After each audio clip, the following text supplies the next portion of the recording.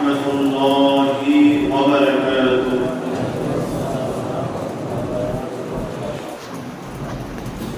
إن الحمد لله نحمده ونستعينه ونستغفره ونؤمن به ونتوكل عليه ونعوذ بالله من شرور أنفسنا ومن سيئات أعمالنا. من يهده الله فلا مضل له ومن يضلله فلا هادي له ولن تجد له وليا مرشدا. ونشهد أن لا إله إلا الله وحده لا شريك له ونشهد أن سيدنا وسندنا وحبيبنا وحبيب أرواحنا وطبيبنا وطبيب رب قلوبنا ومولانا محمد صلى الله عليه وعلى آله وأصحابه وبارك وسلم، الذي أرسله بالحق بشيرا ونذيرا وداعيا إلى الله بإذنه وسراجا منيرا. أما بعد، فأعوذ بالله من الشيطان الرجيم. بسم الله الرحمن الرحيم. فإن لم تفعلوا ولم تفعلوا فاتقوا النار التي وقودها الناس والحجارة أعدت للكافرين.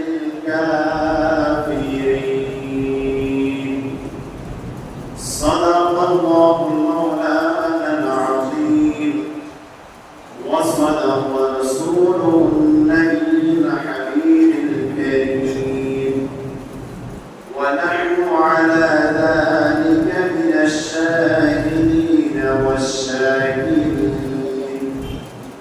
والحمد لله رب العالمين. وعن أبي هريرة رضي الله تعالى عن النبي صلى الله عليه وسلم قال: أوقدت النار 1000 سنة فأبيضت ثم أوقدت 1000 سنة فأحمرت ثم أوقدت 1000 سنة فاسودت فهي سوده كالليل المظلم. رواه ابن ماجه. وقال تعالى في شان حبيبه مخبرا وآمرا: إن الله وملائكته يصلون على النبي يا أيها الذين آمنوا صلوا عليه وسلموا تسليما. اللهم صل على سيدنا مولانا محمد وعلى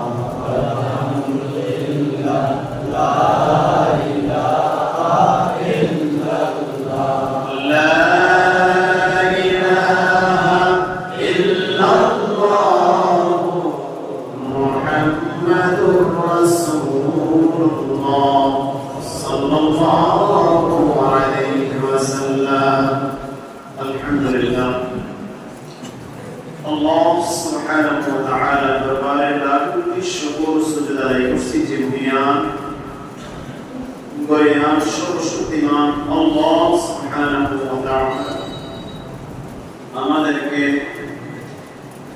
আজকের এই গুরুত্বপূর্ণ দিন সাইয়্যিদুল আইয়াম তথা জুমআর দিন আল্লাহ পাকের মহান হুকুম সালাতুল জুমআ আদায় করার উদ্দেশ্যে মসজিদে আসা এবং বসার তৌফিক দান করেছেন। কালিমাতুশ শুকর আদায় করে বলি আলহামদুলিল্লাহ। আল্লাহ সুবহানাহু ওয়া তাআলা আমাদেরকে সুস্থ শরীরে মসজিদে আসার তৌফিক দান করেছেন। এটা আল্লাহ পাকের এক মহান নিয়ামত। আমরা আরো উন্নতি করতে পারবো যদি আমরা হসপিটালের দিকে তাকাই। কত মানুষ অসুস্থ শরীর নিয়ে কত আহাজারি রোনাজারি, অসুস্থ ব্যক্তি অসুস্থ মানুষের কান্নায় চিৎকারে আকাশ বাতাস যেন বাড়ি হয়ে যায়। যারা অসুস্থ মানুষ তাদের স্বজনদের আহাজারি, এই সব কিছু থেকে আল্লাহ পাক সুস্থ শরীরে আমাদেরকে মসজিদে আসা তৌফিক দান করেছেন। এজন্য আবারও শুকরিয়া আদায় করে বলি আলহামদুলিল্লাহ। আমরা আল্লাহ পাকের কতটুকু শুকরিয়া আদায় করি একটা মিসাল যদি দেই। হযরত বাহরুল রাহিমাহুল্লাহ, আমরা ওনাকে বাহরুল পাকড়া বলে অনেকেছি। হযরত বাহরুল রাহিমাহুল্লাহ অনেক বড় আলেম ছিলেন এবং খলিফা হারুন রশিদের নাম আমরা শুনেছি। যদিও আলোচনার বিষয় এটা না, মিসালটা দিলে আমরা বুঝবো আমরা আল্লাহ পাকের কত নিয়ামত করেছি। খলিফা হারুন রশিদ এবং হযরত বাহরুল রাহিমাহুল্লাহ দুইজন কোন এক সাক্ষাতে খলিফা হারুন রশিদ তৃষ্ণার্ত হয়ে এক গ্লাস পানি পান করার উদ্দেশ্যে তার ঠোঁট পর্যন্ত নিলেন। এমন সময় হযরত বাহরুল রাহিমাহুল্লাহ উনি বললেন, ইয়া আমিরুল মুমিনিন খলিফা, পানিটা এখন পান করবেন না, আমার একটি প্রশ্নের জবাব আগে দেন, তারপরে পানিটুকু পান করেন। খলিফা হারুন রশিদ হযরত বাহরুল রাহিমাহুল্লাহকে বললেন, তোমার আবার কি প্রশ্ন বলো, তোমার প্রশ্নের জবাব দিয়ে পানি পান করো। বলে, আপনি যে এই পানিটুকু পান করার জন্য প্রস্তুতি নিলেন, বিষয়টা যদি এমন হতো যে অনেক বেশি তৃষ্ণার্ত, আপনি কোন এক উত্তপ্ত মরুভূমির বুকে আপনি এতটাই তৃষ্ণার্ত হয়ে গেছেন, এই মুহূর্তে যদি এক গ্লাস পানি আপনি পান না করেন, আপনি এখানে মৃত্যুবরণ করবেন। তাহলে ওই মুহূর্তে আপনি এক গ্লাস পানি পান করার জন্য কি করতেন?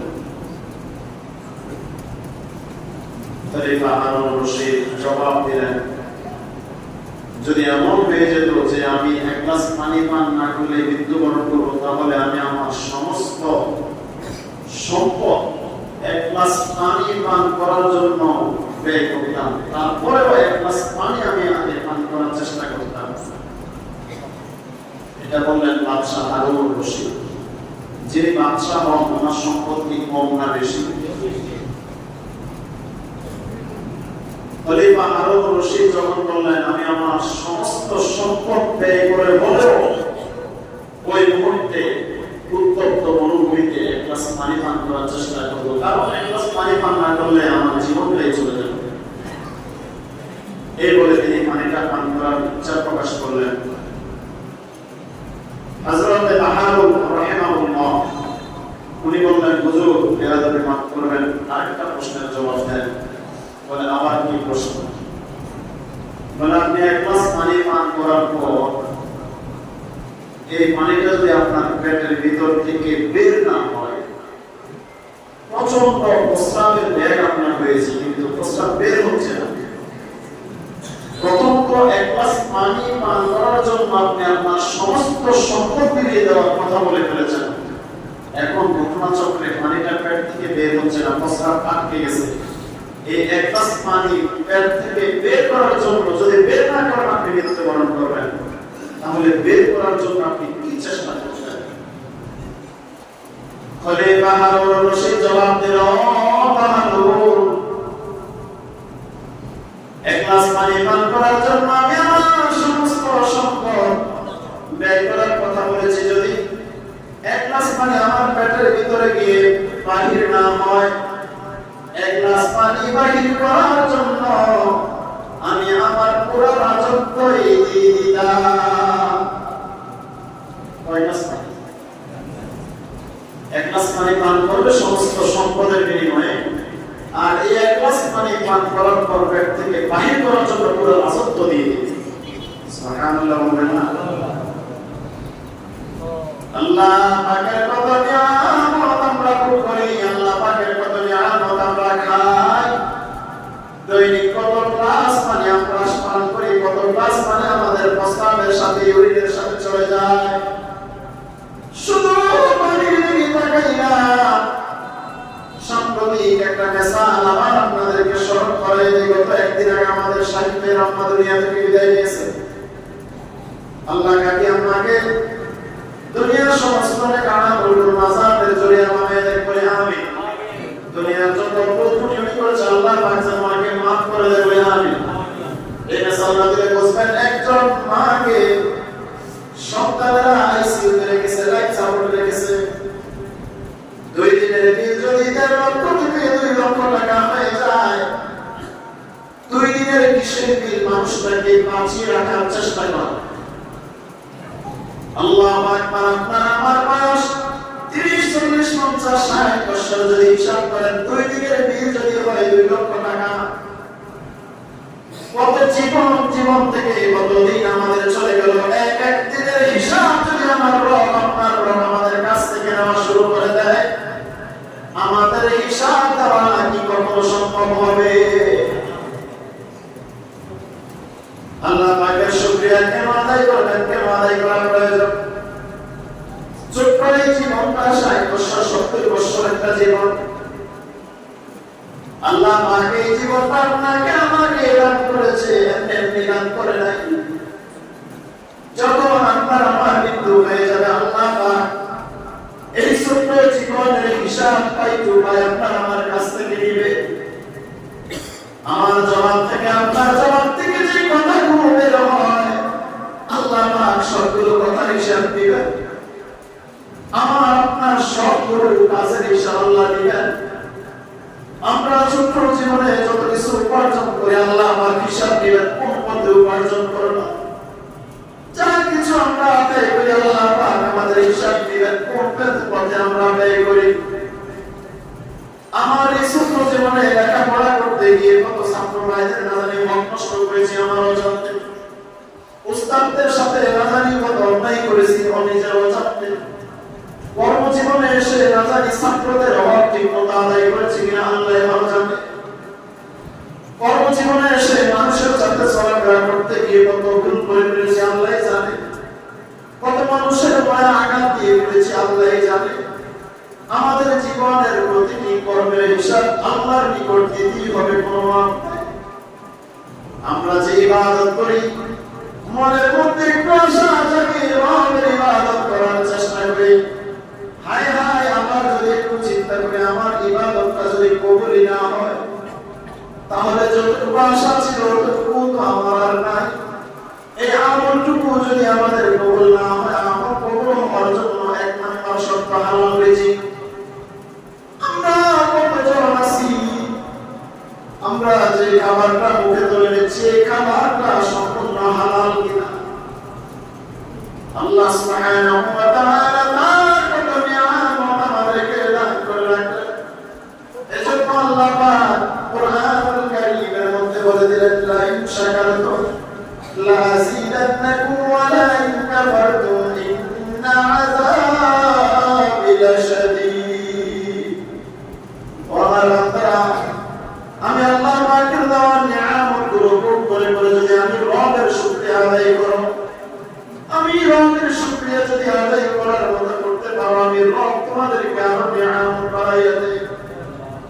আর যদি আমি রবের দেওয়া নিয়ামতের শুকরিয়া আদায় করতে না পারো, আমি রবের শুকরিয়া বোঝার জন্য যেতে না পারো, তাহলে মনে রাখবা ইন্না আযাবি লাশাদীদ। আমি রবের আযাব বড় কঠিন। বলতেছিলাম আল্লাহ পাকের শুকরিয়ার কথা যখনই আসবে, তখন মন থেকে দিল থেকে সবটুকু উজাড় করে দিয়ে রবকে খুশি করার জন্য বলবেন আলহামদুলিল্লাহ। এটুকু পারবেন না? রব কত নিয়ামত। এক গ্লাস পানির জন্য বাদশা হারুন রশিদ বলল, পানিটা পান করার জন্য আমি আমার সমস্ত সম্পত্তি দিয়ে দিতে রাজি, আবার এই পানিটুকু বের করার জন্য আমার রাজত্ব দিয়ে দিতে রাজি। এই হলো এক গ্লাস পানির উদাহরণ। আর দুনিয়ার যত নিয়ামত আমরা ভোগ করি, এগুলো শুকরিয়া না জানি কিভাবে রবের আদায় করতে হবে। আমরা যে রবের শুকরিয়া করি না জানি, রবের শুকরিয়া কবুল না করে যদি আমাদের শুকরিয়া আদায়ের প্রক্রিয়া যদি ঠিক না থাকে, আমরা যদি রবের রেজামতে হাসিল করতে না পারি, মনে রাখবেন আল্লাহর হাবিব হাদিস শরীফ বলেন, মানুষ তার রবকে পাওয়ার জন্য যত ইবাদত করে, রবের কাছাকাছি যাওয়ার জন্য যত ইবাদত করে, এর মধ্যে একটা ইবাদত হলো সন্তান তার বাবা মায়ের বাধ্য হওয়া, নেককার সন্তান হওয়া। নেককার সন্তান হওয়ার জন্য তো নেককার বাবা মা হওয়া লাগে। কি বলেন? সন্তান যদি নেককার হয়, সন্তান বাবা মার খেদমত করে। যে সন্তান বাবা মায়ের খেদমত করে না, সে নেককার সন্তান নয়। আল্লাহ পাক আমাদের সবাইকে নেককার সন্তান হিসেবে কবুল করে, বলি না আমিন। আমাদের যে সন্তানগুলো আছে, আল্লাহ পাক তাদেরকে যেন নেককার বানায় দেন, বলি আমিন। এজন্য আল্লাহ পাক কোরআনুল কারীমের মধ্যে দোয়া শিখিয়ে দিয়েছেন, রব্বি হাবলি মিনাস সালিহিন, রব্বি হাবলি মিনাস সালিহিন। নেককার সন্তান চাওয়ার জন্য আল্লাহ এই দোয়াটা শিখিয়ে দিলেন। আমরা এই দোয়া করব, রব্বি হাবলি মিনাস সালিহিন। রব আপনি আমাদেরকে নেককার সন্তান দান করবেন। রব আপনি আমাদেরকে নেককার সন্তান দান করবেন। যে সন্তান বাবা মায়ের অবাধ্যাচরণ করে, রব বলে সে তো আমার অবাধ্য। বাবা মায়ের বাধ্য হয়ে গেছে, বাবা মায়ের প্রিয় সন্তান হয়ে গেছে, রব বলে এই বান্দা তো আমারও প্রিয় বান্দা। আল্লাহ পাক আমাদেরকে কবুল করে, বলে আমিন। হাজিরিন, যে আয়াতটার মধ্যে তেলাওয়াত করেছি, আল্লাহ পাক সূরা বাকারার মধ্যে বলেন, ফাইলাম তাফআলু ولن تفعلوا فاتقوا النار التي وقودها الناس والحجارة أعدت للكافرين. الآخر الله سبحانه وتعالى একটা সেলেন্স করে দিয়ে বললেন, وإن كنتم في ريب مما نزلنا على عبدنا فأتوا بسورة من مثله. الله سبحانه وتعالى বলেন, আমি আমার বান্দার উপর وإن كنتم في ريب مما نزلنا على عبدنا, আমি আমার বান্দার উপর যেটা অবতীর্ণ করেছি, فأتوا بسورة من مثله. তোমরা যদি মনে করো এটা তার বানানো, তাহলে তোমরা এই আয়াতের মতো একটি আয়াত তোমরা আনয়ন করে একটি আয়াত বানাও। فأتوا بسورة من مثله وادعوا شهداءكم من دون الله إن كنتم صادقين.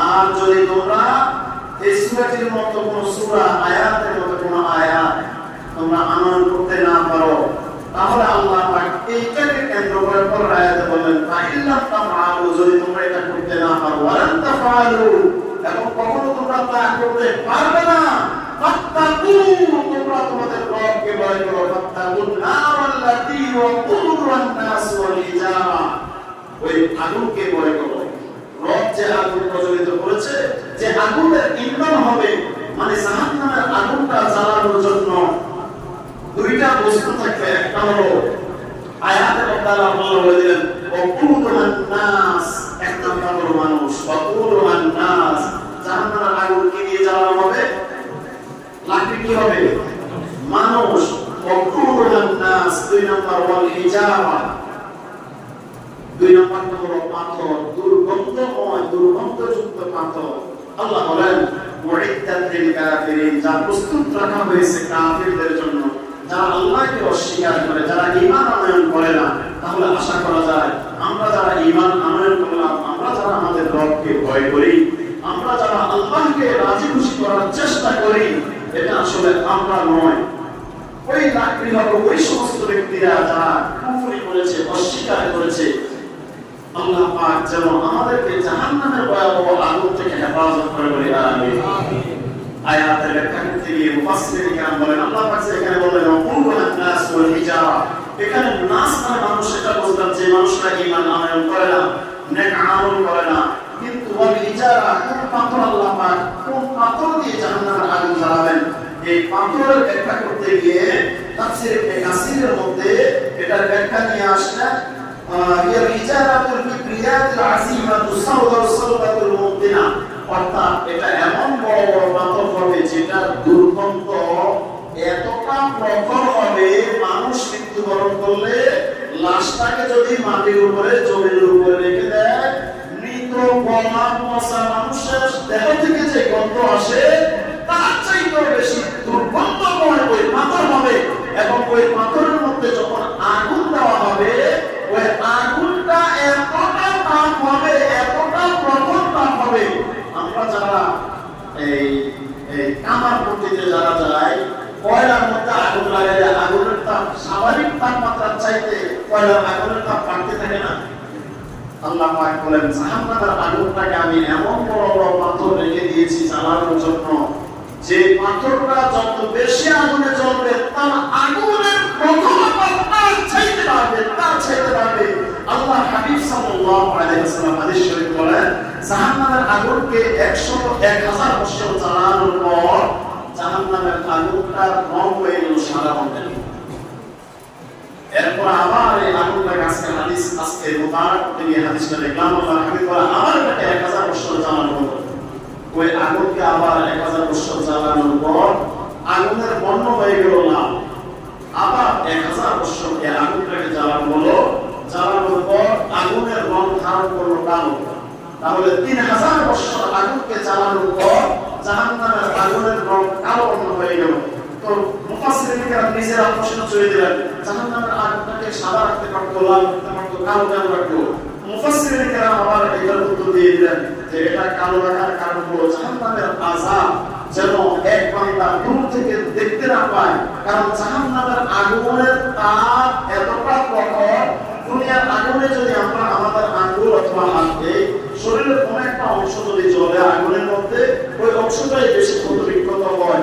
আমাদের যেটাকে আমরা কলিজা বলি কলিজা পর্যন্ত অতটা যায় না কিন্তু জাহান্নামের আগুনের বর্ণনা দিতে গিয়ে আল্লাহ হাবিব বললেন জাহান্নামের আগুনটা শরীরের একদিকে লাগবে তো কলিজাটা আঙ্গার হয়ে যাবে জলে পড়ে ছাই হয়ে যাবে আল্লাহ পাক ওই মানুষটাকে সাথে সাথে মৃত্যু দিবে না দুনিয়ার আগুনে মানুষের মৃত্যু হয়ে যায় আল্লাহ বলে আমি মৃত্যু দিব না সে জাহান্নামের সাদা সাবান করবে আমি তাকে আমার রূহ দিব আমার তাকে জ্বালাবো আমার তাকে রূহ দিব আমার তাকে আমি জ্বালাবো এইভাবে জাহান্নামের শাস্তি তাকে আমি ভোগ করাবো আল্লাহ হাবিব সাল্লাল্লাহু আলাইহি ওয়াসাল্লাম বলে তোমরা জানো দুনিয়ার যে আগুন এই আগুনটা হলো জাহান্নামের আগুনের 70 ভাগের 1 ভাগ সাহাবী প্রশ্ন করলেন ইয়া রাসূলুল্লাহ এই এক ভাগ আগুন দিয়ে জাহান্নামের মানুষদেরকে শাস্তি দেওয়ার জন্য তো যথেষ্ট দুনিয়ার আগুনে তো কেউ সহ্য করতে পারে না দুনিয়ার আগুন কি সহ্য করবে মোমবাতি শুকনো মোমবাতি জ্বালাইয়া তো আমরা আগুনের মধ্যে মোমবাতির আগুনের মধ্যে আগুনটা স্বাভাবিকভাবে 1 মিনিট রাখার ক্ষমতা কি আমাদের কারো আছে আমাদের কারো নাই তো দুনিয়ার আগুনে তো আমরা সহ্য করতে পারবো না ইয়া রাসূলুল্লাহ, আবার এটাকে সত্যিকারে একবার বানানোর প্রয়োজন কি? আল্লাহর হাবিব বলে জাহান্নামের আগুনটাকে, এই জাহান্নামের আগুনটা, দুনিয়ার আগুনটাকে আরো 69 গুণ বাড়াইয়া জাহান্নামের আগুনটা বানানো হয়েছে। জাহান্নামের আগুনটা এত তাপ দেওয়ার কারণ হলো জাহান্নামের একদিকের আগুন যেমন তাপ, অন্যদিকের আগুন তেমনই তাপ। পুরো জাহান্নামের আগুন কোন জায়গায় কম, কোন জায়গায় বেশি এমন থাকবে না।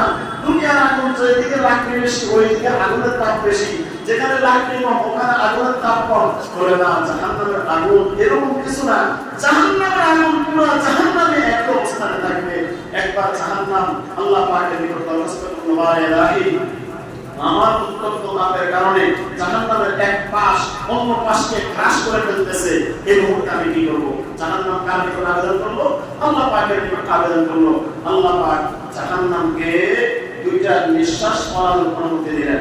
কয়টা? দুইটা শ্বাস ফেলানোর অনুমতি দিলেন। প্রথম শ্বাসটা ফেলায় গ্রীষ্মকালে। এখন কি কাল? এই প্রচন্ড গ্রীষ্মকাল যখন আসে, যখন প্রচন্ড আগুনের তাপ, রৌদ্রের তাপ বাহির অনুভব হবে, আল্লাহর হাবিব বলে এটা জাহান্নামের আগুনের তাপ। জাহান্নাম একটা নিঃশ্বাস ছাড়ে গ্রীষ্মকালে, আরেকটা গ্রীষ্ম ছাড়ে শীতকালে। শীতকালে যখন প্রচন্ড ঠান্ডা দেখবেন, এই প্রচন্ড ঠান্ডাটা জাহান্নামের আরেকটা নিঃশ্বাস। আল্লাহ পাকের অনুমতি করে জাহান্নাম দুইটা নিঃশ্বাস ফেলায়, একটা গ্রীষ্মকালে আরেকটা শীতকালে। আল্লাহ সুবহানাহু ওয়া তাআলা দুনিয়ার মানুষকে জাহান্নামের আগুনের তাপটা কিরকম হবে এটা কিছুটা বোঝান গ্রীষ্মকালে। এজন্য আল্লাহর হাবিব বললেন, যখন প্রচন্ড গরম থাকবে গ্রীষ্মকালে, তখন তোমরা যোহর এবং আসর, কোন হাদিসের যোহর, তোমরা নামাজগুলো একটু দেরিতে পড়বে।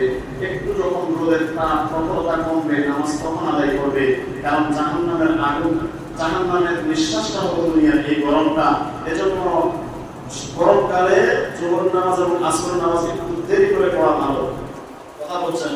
শুধু তাই নয়, অনেকগুলো হাদিসের সাথে দেখলাম বর্তমান সায়েন্সের ব্যাখ্যা মিলে যায়।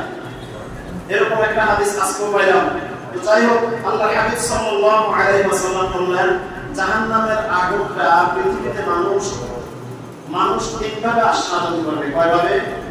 একটা হলো যে আগুন আমরা জ্বালাই এই আগুনের মাধ্যমে, আরেকটা হলো যখন গ্রীষ্মকালের গরম হয়, এই গ্রীষ্মকালের গরমে মানুষ জাহান্নামের আগুনের কিছুটা তাপ মানুষ বুঝতে পারবে। আরেকটা হলো মানুষ যখন অসুস্থ হয়ে যায়, জ্বর হয়, এই জ্বরের মধ্যে যে জ্বরটা বেশি হয় ওইটা জাহান্নামের তাপের কিছুটা অংশ, এই জ্বরটাও জাহান্নামের তাপের কারণে হয়। আল্লাহর হাবিব বলে, এখানে হাদিস আমি দেখলাম, হযরত আয়েশা সিদ্দিকা রাদিয়াল্লাহু তাআলা থেকে হাদিস তিনি বলেন, জ্বরের উৎপত্তি হলো জাহান্নামের উত্তাপ থেকে। ওয়ালা আল-হুমিয়ু মিনাল ফাতিহি জাহান্নাম ওয়া উফরিদুহা বিল মাই। আল্লাহর হাবিব সাল্লাল্লাহু আলাইহি ওয়াসাল্লামের সহধর্মিণী আমাদের আম্মা জান আয়েশা সিদ্দিকা রাদিয়াল্লাহু তাআলা আনহা তিনি বলেন, যখন তোমরা প্রখর জ্বরে আক্রান্ত হবে, জ্বর খুব বেশি হয়ে যাবে, তখন তোমরা পানি দ্বারা তা কমাও। পানি দ্বারা আমরা বলি না জ্বর আসলে মাথায় পানি ঢালো, এই হাদিস থেকে মূলত এই চিকিৎসা ব্যবস্থা। তাহলে বোঝা গেল আগুনকে থামানোর জন্য কি দিতে হবে? পানি দিতে হবে। এজন্য যখন কারো জ্বর হয়, জ্বর হইলে তার মাথায় পানি দিলে জ্বরের তাপ আস্তে আস্তে কমে, আস্তে আস্তে কমে। এটা মূলত হাদিস থেকে নেওয়া হয়েছে। সম্মানিত হাজিরিন, আমরা বলছিলাম জাহান্নামের আযাব, জাহান্নামের আগুন কতটা ভয়াবহ হয়, এটার একটা মেসেজ সূরা নাসের মধ্যে আল্লাহ সুবহানাহু ওয়া তাআলা খুব সুন্দরভাবে দিয়েছেন। আমরা যদি দেখি, আল্লাহ সুবহানাহু ওয়া তাআলা সূরা নাসের মধ্যে কি সুন্দরভাবে বলেন, বিসমিল্লাহির রহমানির রহিম, ওয়াইলুল লিকুল্লি হুমাযাতিল লুমাযা। আল্লাহ পাক কোরআনুল কারীমের মধ্যে বলেন, দুর্ভোগ প্রত্যেক সে যে সামনে নিন্দাকারী, দুর্ভোগ প্রত্যেকের, ওয়াইলুল লিকুল্লি হুমাযাতিল লুমাযা, যে সামনেও নিন্দা করে পিছনেও নিন্দা করে। এরপর আল্লাহ পাক বলেন, এই সামনে এবং পিছনে নিন্দা করাটা কেমন? যেমন একজন ব্যক্তি যদি তার সামনে নিন্দা করে তাহলে তাকে বাধা দেওয়ার সুযোগ থাকে, এজন্য হয়তো একটা আযাবটা কম হতে পারে, কারণ সে গুনাহটা বেশি করতে পারে না, নিন্দা করতে গেছে বাধা দিয়ে দিয়েছে। কিন্তু যদি পিছনে নিন্দা করে, মুখ মুফাসসিরিন কেরামের ব্যাখ্যা লিখতেছে যদি কেউ পিছনে নিন্দা করে, নিন্দা বহু কিছু নিয়ে হতে পারে, যেমন কয়েকটা বলি, যদি কেউ পিছনে নিন্দা করে, এই নিন্দা বংশ নিন্দা হতে পারে, চোখের ইশারায় কাউকে ব্যঙ্গ করতে পারে, কারো ব্যক্তি সত্তার বিরুদ্ধে সমালোচনা করতে পারে, মুখের উপর তার বিরুদ্ধে মন্তব্য করতে পারে, কারো পিছনে দোষ বলে বেড়াতে পারে, কোথাও কোনো বন্ধুর সাথে কান কথা দিয়ে বন্ধুর সাথে সম্পর্ক নষ্ট করতে পারে, ভাইয়ের সাথে সম্পর্ক ফাটল ধরাইতে পারে, এইগুলো হলো নিন্দা। তো বলতেছিলাম পিছনে নিন্দাটা খুবই মারাত্মক। কিভাবে? ব্যাখ্যার মধ্যে আসছে যখন কোনো বান্দার পিছনে নিন্দা করা হয়, ওই ব্যক্তি ওখানে উপস্থিত থাকে না, আপনার ইচ্ছা মতো তার বিরুদ্ধে বলতে পারে। এজন্য মুফাসসিরিন কেরাম বলে যারা পিছনে নিন্দা করে, সামনে নিন্দাকারীর তুলনায় পিছনে নিন্দাকারীর শাস্তি বেশি হবে, কারণ সে বেশি করে বলছে, তাকে বাধা দেওয়ার কেউ ছিল না। আল্লাহ পাক বলেন ওয়াইলুল লিকুল্লি হুমাযাতিল লুমাযা, দুর্ভোগ সেই সমস্ত লোকদের যারা সামনেও নিন্দা করে পিছনেও নিন্দা করে। এরপর আল্লাহ সুবহানাহু ওয়া তাআলা বলেন আল্লাযী জামাআ মালাহু মুআদ্দাদা, এবং যে সম্পদ জমা করে এবং তা গণনা করে। এখন তাহলে এখানে একটু ভয় পেয়ে যায় যে সম্পদ জমা করে এবং তার গণনা করে, এখন সম্পদ জমা করে না। না, এখানে এটার ব্যাখ্যার মধ্যে মুফাসসিরিন কেরাম বলছে ওই সমস্ত মালের কথা বলছে যে মাল গুছিয়ে রাখে, আল্লাহর রাস্তায় খরচ করে না, সুন্দরভাবে জাকাত দেয় না, এবং ওই সম্পদ থেকে দান খয়রাত করে না, ওই সমস্ত সম্পদ যারা জমায় রাখে এবং বারবার গণনা করে, তাদের জন্য আল্লাহ পাক জাহান্নামের সংবাদ দিলেন। এরপর আল্লাহ বলেন ইয়াহসাবু আন্না মালাহু আখলাদা, সে মনে করে তার সম্পদ তাকে চিরঞ্জীব করবে। এই যে এখানে ইয়াহসাবু আন্না মালাহু আখলাদা, সম্পদ চিরঞ্জীব করে মানে কি? এটার ব্যাখ্যার মধ্যে মুফাসসিরিন কেরাম বলছে সে মনে করে সম্পদ যেহেতু বেশি আছে, সুতরাং আমি দুনিয়াতে স্থায়ী হয়ে গেলাম, আমাকে লড়ানোর কেউ নাই, এজন্য আল্লাহ পাক তাকেও জাহান্নামের সুসংবাদ, জাহান্নামের কি সুসংবাদ হয় না দুঃসংবাদ? আল্লাহ পাক এখানেও জাহান্নামীদেরকে তাচ্ছিল্য করে বলছেন যে জাহান্নামীদেরকে সুসংবাদ দিও, কাল্লা লা ইউনাযান্না ফিল হুতামা, কখনো অবশ্যই সে নিক্ষিপ্ত হবে হুতামায়। হুতামাটা কি? এবার হুতামা ব্যাখ্যার মধ্যে মুফাসসিরিন কেরাম বলেন হুতামা হলো এমন একটা জাহান্নাম যে জাহান্নামের মধ্যে কাউকে নিক্ষেপ করা হলে জাহান্নাম তাকে দুমড়ে মুচড়ে ছিন্ন বিচ্ছিন্ন করে ফেলবে, এমন একটা জাহান্নাম হলো হুতামা। এজন্য আল্লাহ পাক বলে কাল্লা লা ইউনাযান্না ফিল হুতামা, তাকে নিক্ষেপ করা হবে হুতামা নামক জাহান্নামে। ওয়ালা আদরাকা মাল হুতামা, আল্লাহ হাবিব আল্লাহ পাক বলে ইয়া রাসূলুল্লাহ আপনি জানেন হুতামাটা কি? প্রথম তাকে হুতামা নিক্ষেপ করা হবে, এবার বলো মা আদরাকা মাল হুতামা, আপনি কি জানেন হুতামাটা কি? এবার হুতামা ব্যাখ্যা দিচ্ছে নাউল্লাহিল মুওয়াদা, হুতামাটা হলো আল্লাহ পাকের প্রজ্বলিত আগুন।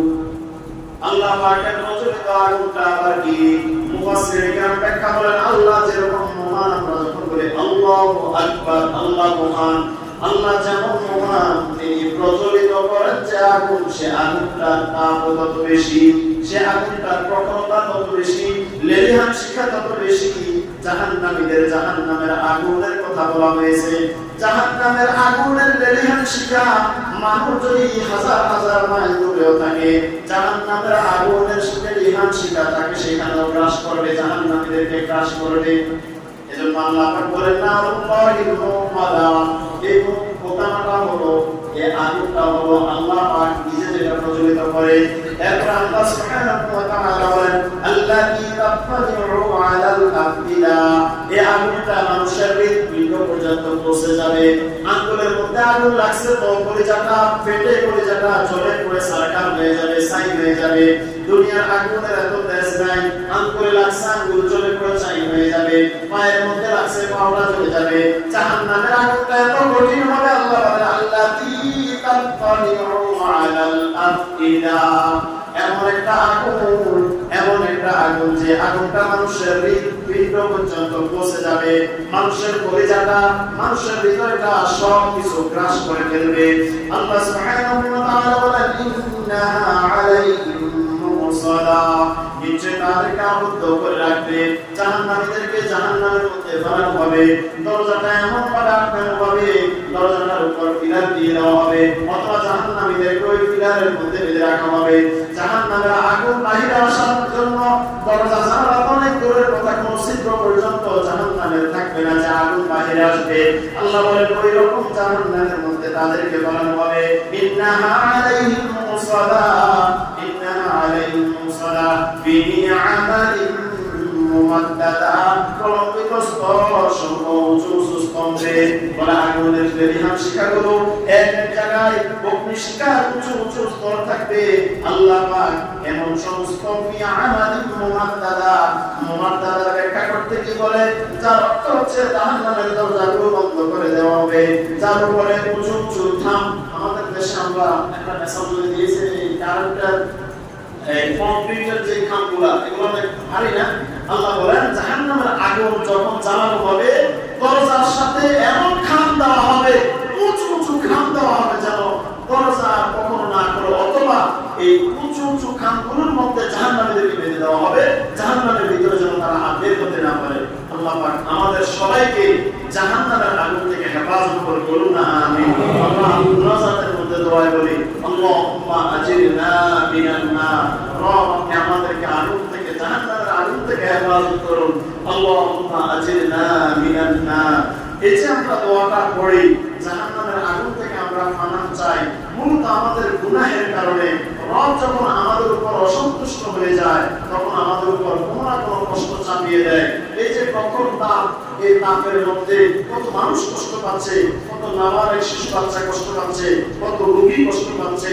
এই সবগুলো আমাদের কৃতকর্মের কারণে, আমাদের গুনাহের কারণে। আমরা যতই গুনাহ করব, ততই আযাব চাপিয়ে দেওয়া হবে। এজন্য আমাদের উচিত বেশি বেশি করে রবের গোলামি করা, বেশি বেশি করে রবের গোলামি করা।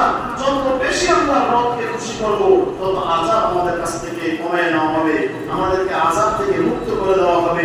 সম্মানিত হাজিরিন, এই জাহান্নামের তাপ থেকে, এই প্রখর গরম থেকে বাঁচার জন্য আমাদের করণীয় কি? আমাদের করণীয়গুলোর মধ্যে সর্বপ্রথম আমরা যে কাজটা করব, সেটা হলো বেশি বেশি আমরা চেষ্টা করব নফল রোজা রাখা, যাদের দ্বারা সম্ভব। তবে মনে রাখবেন, এটা মাথায় রাখবেন, দিন কিন্তু বড় প্রচন্ড গরম, রোজা রাখতে গিয়ে যদি শরীর অসুস্থ হয়ে যায়, সেক্ষেত্রে রাখবেন না। যাদের ক্যাপাসিটি ভালো, স্বাস্থ্যের শরীরের সম্ভব, রোজা রাখবেন। যে ইবাদতে কষ্ট যত বেশি, সেটার প্রতিদানও বেশি।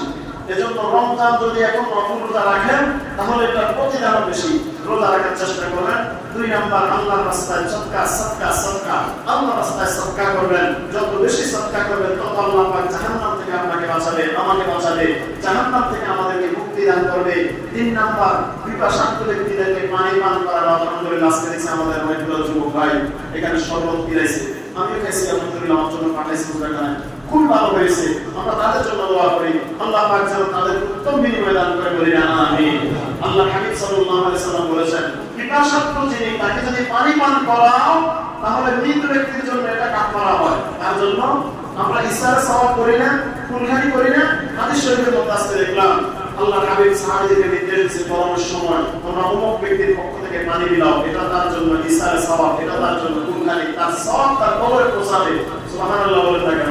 তো আমাদের যাদের দ্বারা সম্ভব, আমরা পানির সাথে একটু লেবু টেবু দিয়ে, এখন আজকে যারা শরবত দিয়েছে, এরকম সময় অনেক জায়গায় শরবত দিতে হবে, গরম দিয়ে, অনেক সওয়াবের কাজ, অনেক সওয়াবের কাজ।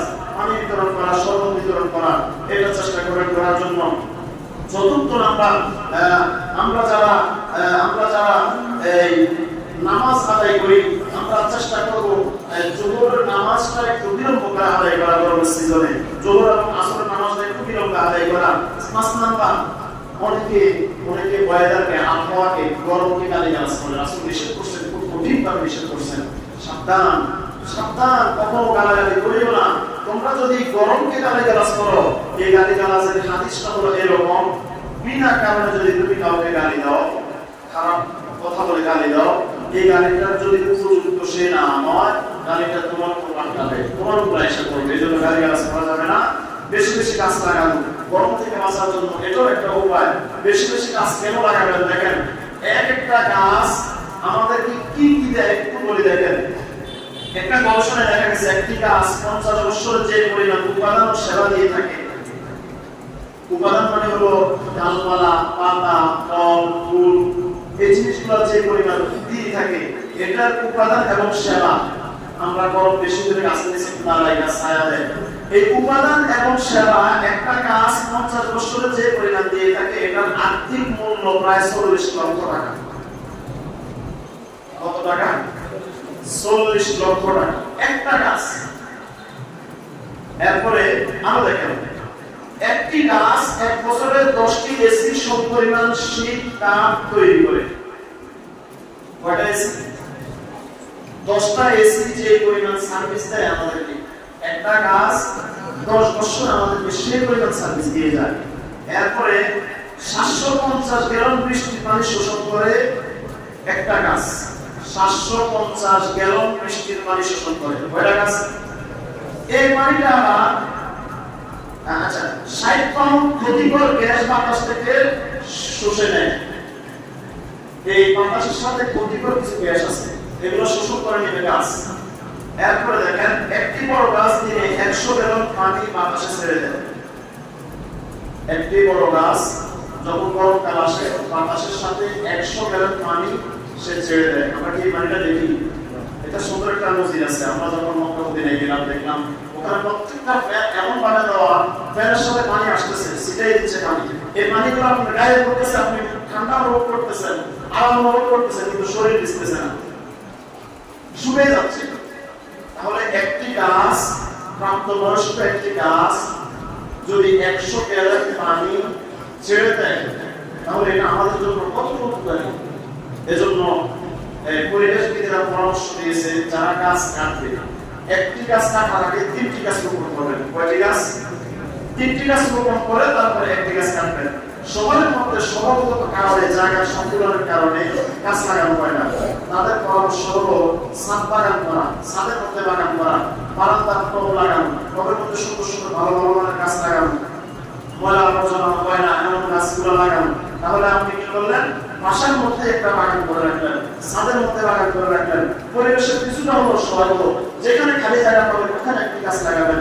এই সব কিছু মিলিয়ে পরিবেশের ভারসাম্য রক্ষা রাখার জন্য গাছ লাগান এবং বেশি বেশি আল্লাহ পাকের নিকট দোয়া করা, আল্লাহ পাক যেন এই গরমের এই তাপ থেকে আমাদেরকে শান্তিময় একটা আবহাওয়া সৃষ্টি করে দেয়। সালাতুল ইস্তিসকা অনেকে আমরা আদায় করি। সালাতুল ইস্তিসকার মূল উদ্দেশ্য হলো দোয়া করা। সালাতুল ইস্তিসকার মূল উদ্দেশ্য হলো ইস্তিগফার করা এবং দোয়া করা। ইস্তিগফার এবং দোয়াটা কেন হবে? আল্লাহ আপনি আমাদেরকে এমন বৃষ্টি দেন, রহমতের বৃষ্টি। কিসের বৃষ্টি? এখন যদি ঘটনা চক্রে এমন হয় যে আমরা সালাতুল ইস্তিসকা আদায় করলাম, দোয়া করলাম, বৃষ্টি আসলো, বৃষ্টির কারণে আমাদের কৃষক ভাইদের ধান নষ্ট হয়ে গেল, যারা আর্থিকভাবে সচ্ছল তারা হয়তো বাসায় ফ্যান লাগিয়ে ঘুমায়, আর একটু ভালো অবস্থা হলে এসি লাগিয়ে ঘুমায়। কৃষক ভাইদের কি অবস্থা হবে? তারা তো গোলায় ধান করতে পারবে না। এজন্য আরো কিছুদিন আমরা যেহেতু গ্রামের মানুষ আমি জানি, আর মোটামুটি 10-12 দিনের প্রয়োজন আছে। কৃষক গোলায় ধান করতে আর 10-12 দিন লাগবে। ফলের একটা বিষয় আছে, গরু পালন করে ফলের প্রয়োজন আছে, ফোটা শুকিয়ে যাবে, এটা পচে যাবে, নষ্ট হয়ে যাবে। আরো 10-12 দিন বা 15 দিন যদি করা থাকে, কৃষক ভালোভাবে সে উঠতে পারবে। কিন্তু আমরা সালাতুল ইস্তিসকা যারা আদায় করেন, এটা একাকে আদায় করা উচিত না। অনেকগুলো হাদিস থেকে দেখলাম একত্র আদায় করা যায় সম্মিলিতভাবে। তো যাই হোক, যে দোয়াই করবেন, দোয়াটা করবেন রহমতের বৃষ্টির জন্য। তাহলে রহমতের বৃষ্টি হলে কৃষক ক্ষতিগ্রস্ত হবে না, কৃষক কোনো অবস্থায় ক্ষতিগ্রস্ত হবে না, কৃষকের উপকার হবে, দুনিয়াতে একটু ঠান্ডা হবে, আমরাও উপকৃত হবো। মুষলধারে বৃষ্টি হলে কৃষক ক্ষতি হবে। আমরা রবের নিকট দোয়া করবো, রব্বে কারীম আমরা আমাদের গুনাহের জন্য অনুতপ্ত, আমাদের গুনাহগুলো আপনি মাফ করে দেন, আমরা আর গুনাহ করব না। মেহেরবানি করে আপনি এই পৃথিবীর, আমাদের এই দেশের আবহাওয়াকে আমাদের সহনীয় করে দেন এবং আমাদেরকে রহমতের আবহাওয়া দেন, রহমতের বৃষ্টি দেন। সবাই বলে আমিন। আলহামদুলিল্লাহি রাব্বিল আলামিন। আসসালামু আলাইকুম।